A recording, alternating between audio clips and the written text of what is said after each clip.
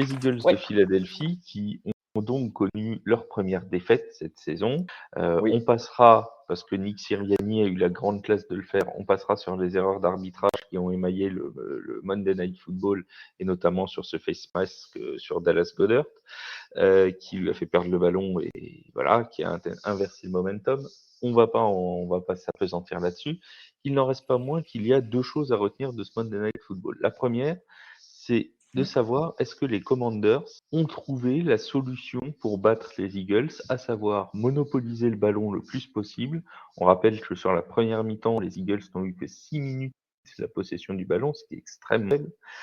Oui. Est-ce que cette solution de monopoliser le ballon, notamment par le jeu de course, est finalement la bonne solution? Et donc, est-ce que les Eagles seraient ultra fragiles contre des équipes performantes à la course? Bah, c'est un peu une pantalonnade, j'ai envie de te dire. Quand tu as la balle, à part si tu fais un pick six, l'adversaire peut pas marquer. Oui, mais il Sauf faut si un pouvoir safety. le monopoliser, le ballon, parce que Ah d'avoir oui, la oui, balle, oui, c'est oui, bien, mais de oui. faire un three and out, c'est possible aussi. Oui, bah, bien sûr, bien sûr, bien sûr. Mais c'est pas nouveau. On sait très bien que c'est une tactique qui marchait très bien dans les années 90. Ce qui rendait ce sport moins télégénique et moins flashy. Mais oui, je pense que c'est forcément une très bonne tactique. Après, il marque quand même 14 points hein, en premier quart-temps, hein. Ouais, oui. Donc, C'est il marque très vite aussi. Donc, c'est pour ça qu'il y a les 6 minutes, 6 minutes, 14 points. Bah, voilà, hein. Oui, c'est la rentabilité au point à la minute est plutôt excellente chez les Eagles lundi. Oui, Et j'en profite pour vous renvoyer sur ces questions de défense contre la course vers un article qu'a écrit Mika ce matin sur The Free Agent. Donc allez voir, oui. qui Excellent article. détaille, voilà, qui détaille toutes les tactiques de défense des Eagles et de leur Mmh. vulnérabilité sur ce point précis de la course, de la défense sur le jeu au sol qui peut les mettre en difficulté cette saison. Après, il faut donner du crédit quand même, au coaching staff de Washington qui, a fait les très bons ajustements et voilà, entre Antonio Gibson et Brian Robinson, voilà, ça joue quand même et c'est pas des peintres quoi, hein, j'ai envie de te dire, hein. Ah non, Donc ça très clairement, mais c'est vrai qu'ils avaient pas quand on prend leurs adversaires depuis le début de saison, les Lions, les Vikings, les Commanders, les Jaguars, les Cardinals, les Cowboys, les Steelers, les Texans, les Eagles, ils avaient pas, les Commanders, ils avaient pas, encore, comment dire? Affronté des tops équipes au niveau du jeu à la course, tu vois? C'est pas ce qui se fait de mieux. Là là, dimanche, ils vont jouer Jonathan Taylor des Colts et dans 2 semaines, ils jouent Derrick Henry des Titans alors et je ensuite ils jouent les Giants avec Saquon Barkley. C'est des équipes qui peuvent potentiellement leur poser de gros problèmes. Oui, mais Taylor, il fait pas une très, très bonne saison. Non, mais il est bien revenu la semaine dernière, ça se trouve en confiance, il peut peut-être, Oui, oui, oui. Oui, non, non, mais je il suis peut les d'accord. embêter, il peut les embêter. Après, on en a parlé plusieurs fois, mais Sirianni, c'est un excellent coach. Alors en attaque, ce qu'il fait, c'est magnifique. En défense, il peut faire quelques ajustements. Ah oui, bien sûr.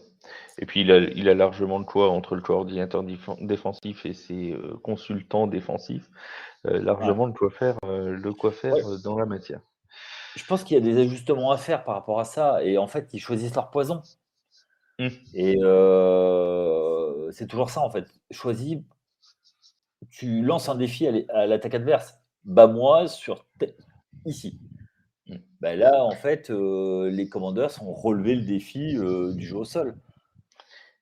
Et comme je le disais en préambule de cette émission, les Eagles qui ont donc annoncé, il y a, quelques minutes, s'être, renforcés sur la ligne défensive puisque, notre ami, l'ancien des Buccaneers, Ndamukong Sou, il faut s'entraîner pour le prénom. Notre Ouais, ami Sou, on va l'appeler Sou, c'est donc pas Irène, engagé hein. sur un contrat d'1 an avec les Oui, Eagles, 5 fois Pro Bowler, 3 fois All-Pro, non, mais Defensive Player of the Year. Bref, c'est un sacré ça joueur, reste, hein. ça Ça, reste, ça a toujours, voilà. ça a toujours été un sacré joueur. Euh, je suis pas sûr. C'est pas forcément sur ce côté de l'attaque, parce que lui, c'est plutôt un chasseur de quarterback. Mm. C'est peut-être justement au milieu de la ligne, plutôt à l'intérieur, que ça manque. Donc, à voir. Mm.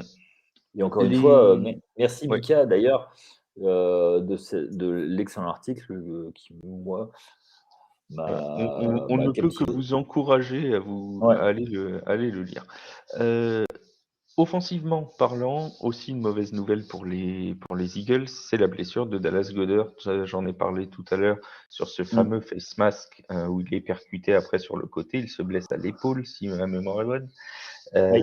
Et il est donc placé sur la liste des blessés, ce qui veut dire qu'il manquera au moins les 4 prochains matchs des Eagles. Nick Sirianni, en conférence de presse, a tout de suite réagi en disant qu'on ne pourrait pas remplacer Dallas Goedert de toute façon, que c'était même pas la peine d'essayer, ça ne se remplace pas comme ça, et qu'il faudrait le Oui. remplacer par le comité de tight end qui est disponible chez les Eagles. C'était le deuxième meilleur receveur de la saison chez les Eagles en nombre de yards, le troisième Mm. meilleur en nombre de réceptions. Il était quasiment à égalité en réception avec A.J. Brown et Devonta Smith. Mm. C'est quand même une perte abyssale pour les Eagles. Oui. Et surtout que dans la NFL moderne, le poste de tight end est hyper valorisé.